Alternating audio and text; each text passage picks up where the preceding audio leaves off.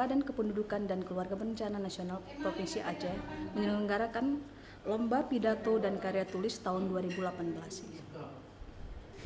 Lomba ini diikuti sekitar 63 mahasiswa dan siswi setingkat SMA dan perguruan tinggi se-Aceh. Aceh sendiri sudah 4 kali memenangkan perlombaan di tingkat nasional untuk lomba pidato dan blog kependudukan.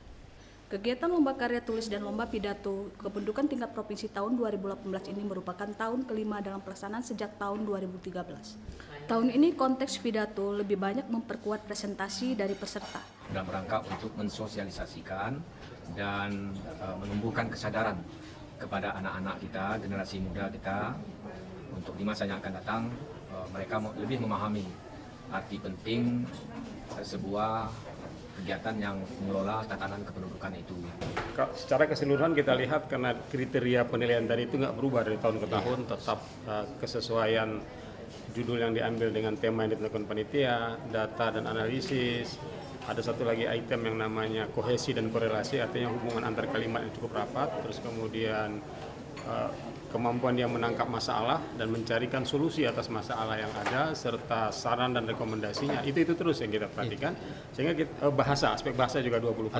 Nah, kita kemudian udah dapat gambaran bahwa anak-anak kita ini juga adalah anak-anak yang cukup paham tentang kriteria penilaian tadi.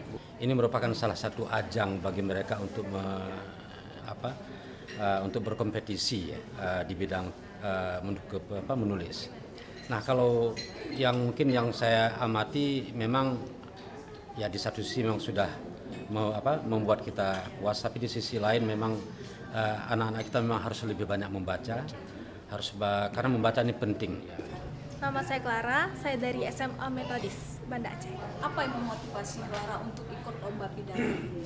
Karena saya ingin memberikan tantangan baru kepada saya, karena sebelumnya saya tidak pernah mengikuti lomba-lomba semacam ini, dan saya rasa melalui kesempatan ini bisa memacu saya untuk menjadi lebih dan lebih baik lagi. Perkenalkan, nama saya Intan Nurisa, saya berasal dari SMA Insafuddin. Nama panggilannya Intan. Nah, Intan ikut lomba karya tulis ini kan? Apa memotivasi Intan untuk ikut lomba ini?